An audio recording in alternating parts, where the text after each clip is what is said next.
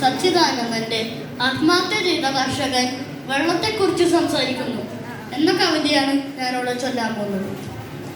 ഞങ്ങളുടെ നാടിനു പേര് പുഴകളുടെ നാടെന്നായിരുന്നു. ഞങ്ങളുടെ നാടിനു പേര് പുഴകളുടെ നാടെന്നായിരുന്നു. പുഴകളായിരുന്നു ഞങ്ങൾക്കു തേനും വയമ്പും.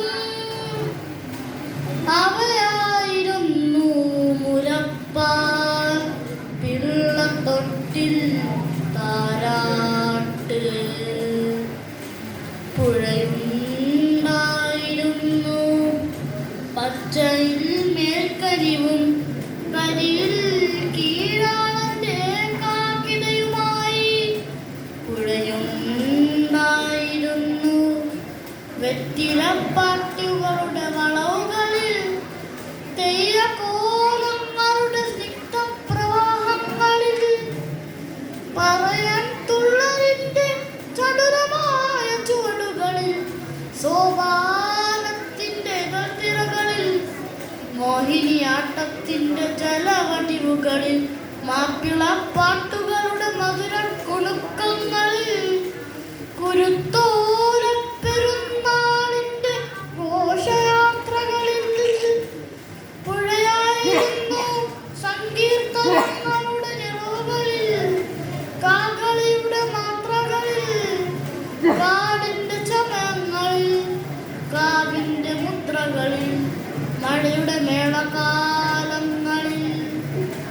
ഋതുക്കളുടെ നിറയിൽ നിറങ്ങളുടെ താലപ്പൊലിയിൽ ഞങ്ങളുടെ വെറും നടത്തത്തിൽ. വിരലിൽ ചുണ്ടിൽ കാതിൽ കണ്ണിൽ അരക്കെട്ടിൽ ഹൃദയത്തിൽ അധികാരം കൊയ്യാനുയർത്തിയ മുഷ്ടികളിൽ കൊടികളിൽ പുഴയായിരുന്നു.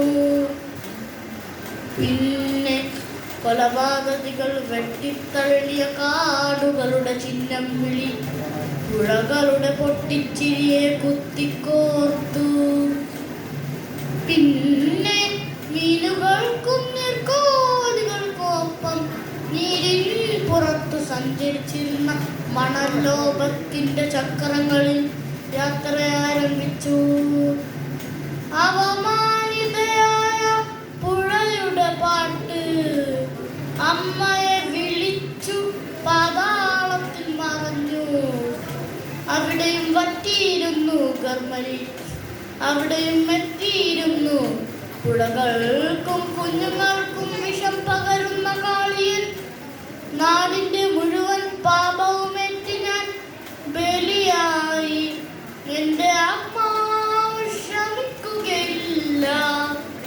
ഇനിയും ഞങ്ങളുടെ പുഴകളിൽ പൗർണമിനി രാവ് പോലെ കുളിർനീർ നിറയും വരെ, ചാട്ടങ്ങളുടെ കടുംതുടികളിൽ കാടുകളെ വീണ്ടും വിളിച്ചുണർത്തും വരെ, വിണ്ടുവാടി പ്രിയഭൂമി എന്റെ മജ്ജയിലും ചോരയിലും കുതിർന്ന് വീണ്ടും മരുതം പാടും വരെ എന്റെ ആത്മ